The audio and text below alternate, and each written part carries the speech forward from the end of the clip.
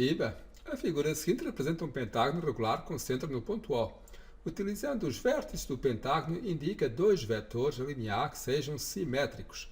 Para serem simétricos, os vetores têm que ter a mesma direção, têm que ter também o mesmo comprimento, mas têm que ter sentidos opostos. São assim é que são simétricos.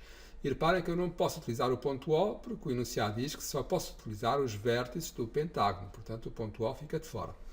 Aqui nos vértices do pentágono, nenhum destes vetores tem a mesma direção, porque se eu andar aqui à volta, nenhum destes vetores tem a mesma direção. Então, como é que eu vou indicar vetores simétricos? Eu posso utilizar, por exemplo, o seguinte: nada me impede de utilizar o vetor DC, que é um dos vetores que eu consigo definir com os vértices aqui do pentágono, e depois indicar, por exemplo, o vetor CD. Estou a indicar dois vetores que são simétricos, têm a mesma direção, têm o mesmo comprimento e, no entanto, têm sentidos opostos. Portanto, será esta uma das respostas possíveis: o DC e o CD. Nada me obriga a utilizar aqui letras diferentes.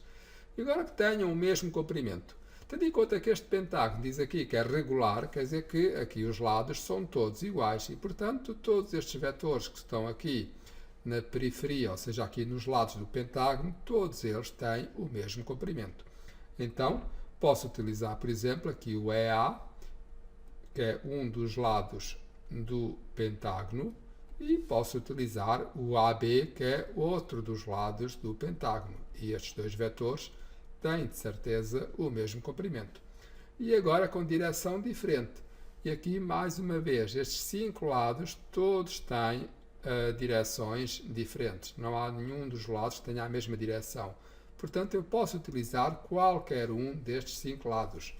Eu vou pôr, por exemplo, aqui o ED, que é um dos lados, e posso escolher um outro qualquer. Vou escolher, por exemplo, o CB. E de certeza que estes dois têm, então, direções diferentes. Agora quero vetores nulos. Um vetor nulo é representado aqui com o zero e uma seta por cima. E neste caso eu quero um vetor cuja origem e extremidade seja ele próprio. Portanto, eu posso utilizar a mesma letra duas vezes. Se eu fizer o seguinte, se eu fizer AA, o AA é um vetor nulo. Porquê? Porque começa, tem origem no A e extremidade no A. Quer dizer que este vetor que eu acabei de fazer é igual a este vetor. É um vetor nulo. Como eles pedem 2, então, além do AA, que é uma resposta possível, eu posso indicar o BB. E o BB é outra resposta possível. E agora quero vetores colineares. Vetores colineares são vetores que têm a mesma direção e o sentido e o comprimento podem ser diferentes. Reparem que eu poderia escolher aqui estes dois. Poderia escolher, por exemplo, o DC e o CD. Novamente. Porquê? Porque estes dois vetores têm a mesma direção. O sentido é diferente. Mas o vetor colinear só obriga a que os vetores tenham a mesma direção. E estes dois têm, de certeza, a mesma direção. Certo? Tal como poderia escolher o AB e o BA. Portanto, tenho a certeza que estou a escolher dois vetores que têm a mesma direção. Então, se têm a mesma direção, são colineares. Claro que também são simétricos, mas o que está aqui em causa é se têm ou não a mesma direção. E, de facto, isso acontece. E agora, com a mesma direção, mas comprimento diferente. E nós já vimos aqui que todos estes vetores que estão aqui têm comprimentos iguais. Portanto, eu não posso escolher nenhum destes vetores. Mas reparem no seguinte. Se eu escolher, por exemplo, aqui este DC é paralelo, ou seja, é colinear aqui com este EB.